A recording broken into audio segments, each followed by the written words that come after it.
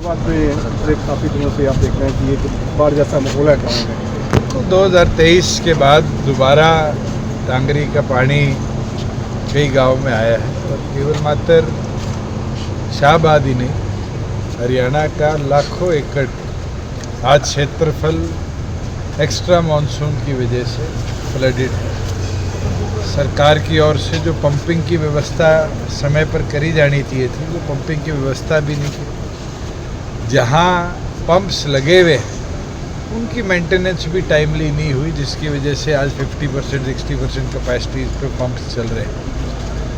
मुख्यमंत्री को immediately in चीज़ों को मॉनिटर भी करना चाहिए। एडिशनल कहीं दूसरे प्रदेशों से पानी निकासी के लिए इक्विपमेंट मंगाना है तो उसको भी मंगाना चाहिए। और साथ ही साथ जो लाखों एकड़ जलमग्न हुआ है, जहाँ किसान की फसल पूरी तौर पर बर्बाद हो चुकी है, उन किसानों को भी तुरंत मुआवजा रिलीज़ कर देना चाहिए। आज मैं एक स्टेटमेंट देख रहा था कि क्षतिपूर्ति पोर्टल 15 तारीख तक खोला गया।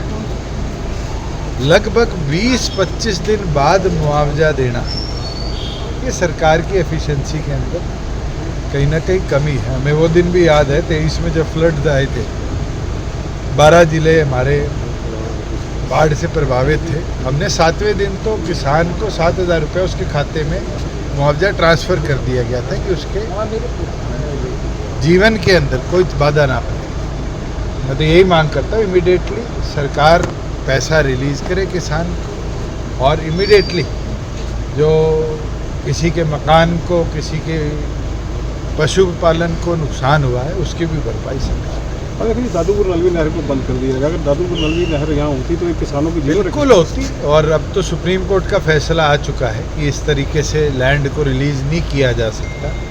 तो इमीडिएटली उसकी खुदाई भी सरकार करे कि एक ऑल्टरनेटिव सोर्स पानी की निकासी का दादूपुर नलवी बन रहा है। हमने देखा कि आपके समय में मारकंडा दरिया के आसपास तटबंध बनाने की मांग होती थी, लेकिन अभी तक वो तटबंध नहीं बन पाई। मारकंडा उस समय एक कदम उठाने की चर्चा जरूर थी, जो सरकार जाने के बाद नहीं हुई।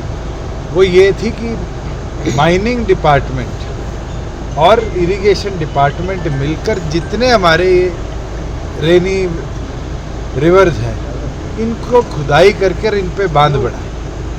अगर टाइमली इन लोगों ने ध्यान दिया होता ये माइनिंग करके, और इस पूरे हमारी माइनिंग की मिट्टी निकाल कर बांध पे लगाई होती, तो शायद आज तटबांध इस तरह ना टूटे।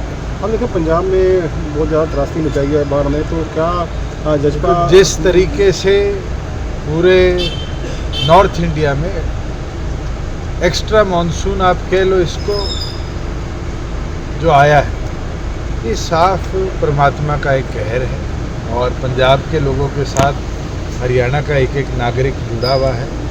हमारी ओर से निरंतर कार्यकर्ता गांव दर गांव अनाज भी, और अनाज के साथ साथ और जो मूलभूत चीज़ें होती है वो लेकर पंजाब के लिए रवाना भी हो चुके हैं। कल डॉक्टर अजय सिंह चौटाला जी ने भी आह्वान सबसे किया है कि इस त्रासदी में पंजाब के प्रत्येक नागरिक का साथ देने का कर्तव्य हमारा बनता है। और हमने इनेलो सुप्रीमो अभय चौटाला ने कहा कि जो जजपा है, इन्होंने ताऊ देवीलाल की जो नीति है उनको गिरवी रखकर भाजपा की गोद में जा बैठी थी।